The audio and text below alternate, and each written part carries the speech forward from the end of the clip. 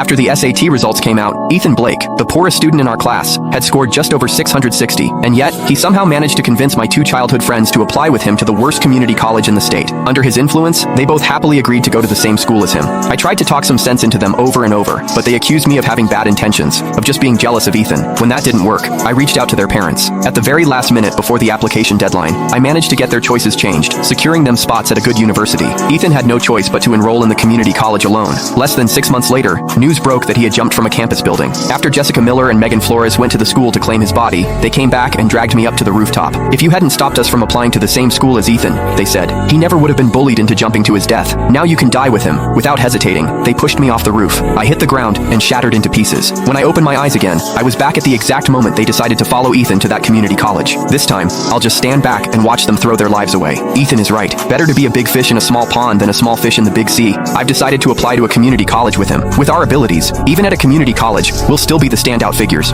Seeing Jessica and Megan agree to go with him, Ethan's face lit up with joy. Then he turned his gaze toward me. Ryan, you should come with us too. The four of us have always been a team. I really don't want to be separated from you all. Looking at the three familiar faces before me, it hit me all at once. I had been reborn. I had returned to the moment right after the SAT scores were released. Jessica, Megan, and I had all scored above 1,400, more than enough to get into top universities in the country. But Ethan, the poor student who had only scored a little over 660, had somehow managed to persuade us to follow him to a community college instead. This time, if they wanted to go, they could go. I wouldn't waste a single word trying to stop them again. I stood up immediately. Choosing a college is a major decision. I'm going home to discuss it with my parents before I fill out my application. Ethan's expression instantly turned pitiful. Ryan, do you not want to stay with us anymore? I had already seen through his manipulative act in my previous life. I had no intention of getting tangled up with him any further. In this life, I just wanted to stay far away from these three unhinged people and live in peace. I turned to leave and started packing my things, but Jessica and Megan blocked my way. Ryan Jenkins, what's that supposed to mean? Ethan made a kind suggestion. Are you going or not? Give us a straight answer. We don't have time to wait for you. You're already 18. Can't you make up your own mind? Where you go to college? Don't you even know that yourself? Looking at them, the vicious expressions from my previous life suddenly flashed in my mind. The moment they had shoved me off a 36-story building, a chill ran down my spine. If that's how it is, then I'll be blunt. My first choice will definitely be Horvarde or Stanford University. As for that no-name community college, you can go ahead and attend it yourselves. The moment my words fell, tears immediately welled up in Ethan's eyes. Ryan, what do you mean? Are you looking down on me for only being able to get into a community college? Megan hurriedly pulled out tissues and wiped his tears. Don't cry, Ethan.